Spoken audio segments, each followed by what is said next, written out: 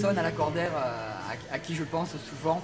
Il y a Monsieur De Vita, parce que c'est vrai que c'est un personnage incontournable que j'ai eu en tant que professeur d'italien et qui me rappelle évidemment en tant que directeur, puisque à l'époque directeur des 6e, 5e et 4e.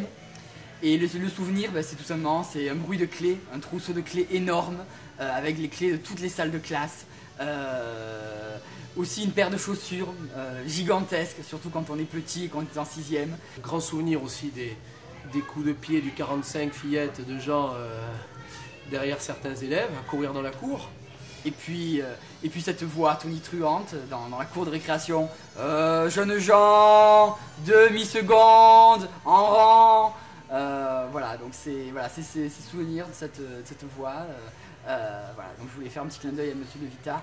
Parce que Jean De Vita, donc, comme je disais, il a toujours su donc, ménager les familles, ménager les élèves, faire passer certains messages.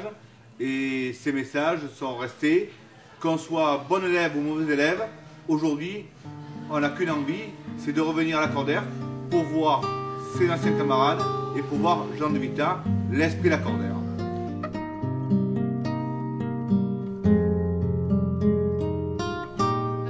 Moi je vais dire José de Vargas, qui était mon professeur de français et mon directeur de division. Et malgré ma grosse fainéantise et mauvaise note, c'est le seul qui a cru en moi et qui m'a mené jusqu'au bac. Voilà. Également mon prof de français, Monsieur Butafogui, je me souviens plus de son nom, c'est très malheureux. Pardon ? Jean-Noël Jean-Noël Butafogui, voilà. La danse de l'ours de Monsieur Pic, les coups de règle de Monsieur Picard,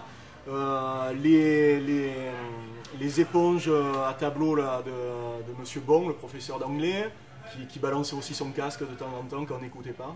Et Monsieur Pirot, quand même, qui m'a toujours dit, pendant mon année première, Guillaume, Monsieur Perrault. Guillaume, Monsieur Pirot, travaille, regarde ta sœur comment elle a réussi quand même, elle est à l'HEC, hein, elle a les décanistes, Guillaume, travaille, Guillaume, regarde les notes que tu as en maths, Guillaume, tu as 9,8 en maths, tu peux arriver 12, 13, Guillaume, travaille.